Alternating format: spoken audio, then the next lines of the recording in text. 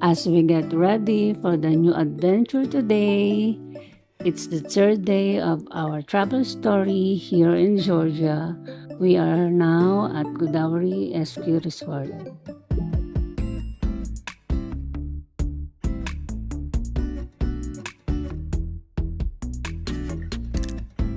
Hello everyone! Welcome back to my channel. And for today's adventure, try natin na mag-ski. So, for now, hinahanap namin yung ticketing booth para makapunta kami sa peak ng mountain. And we'll see what will happen next.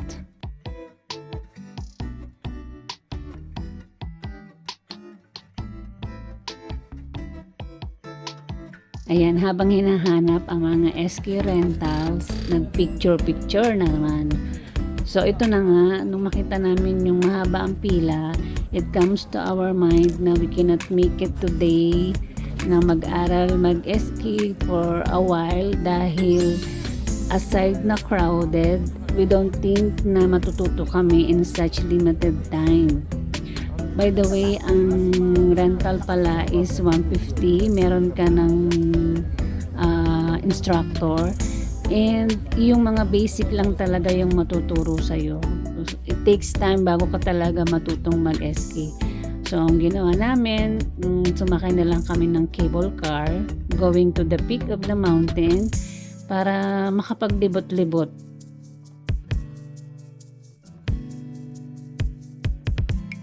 Shout out doon sa nakasakay naming ski instructor from Poland. Napaka-friendly niya at nagturo siya ng basic ski moves.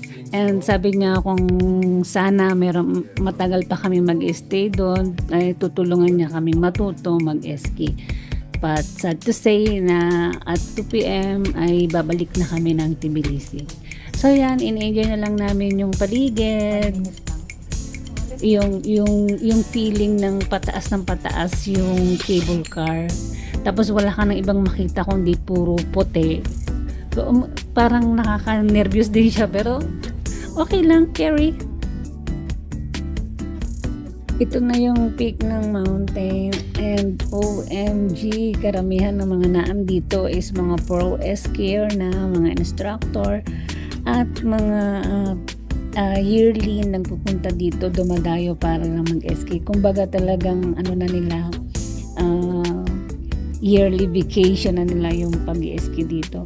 So wala naman kaming knowledge about sa ski, kaya nung makakita kami ng isang friendly taga Tbilisi, nanghiram kami ng ng stick, ng slide or poles, at yan, nag-picture, nag-video na lang kami.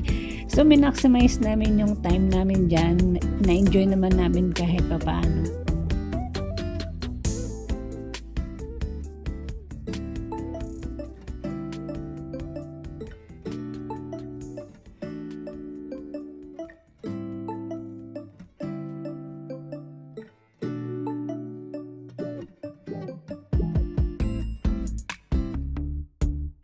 Napakalamig, grabe. 3 patong na yung suot namin dyan.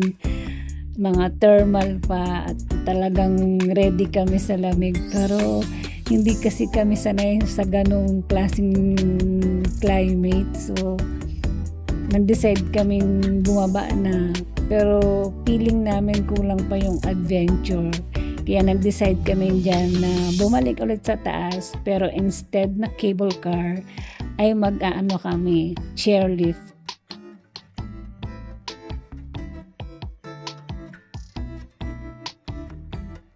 Kung titignan sa baba, parang ang dali-dali lang ng ginagawa nila, yung mga nag-ski dyan sa baba. Nakakatawa siyang panoorin from the top. Pero in reality, ewan ko, siguro taon kung gugustuhin kong matuto.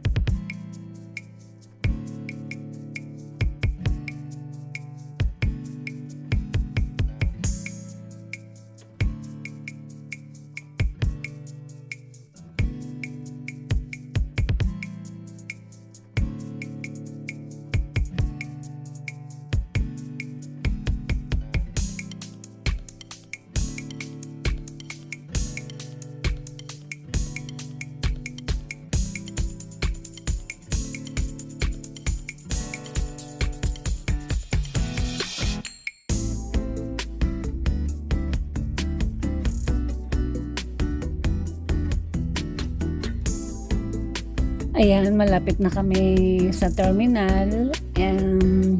Sama kayo ulit pataas. Through chairlift naman tayo sasakay. So hanggang dito na lang ulit ang vlog natin. See you very, very, very soon. Bye-bye for now.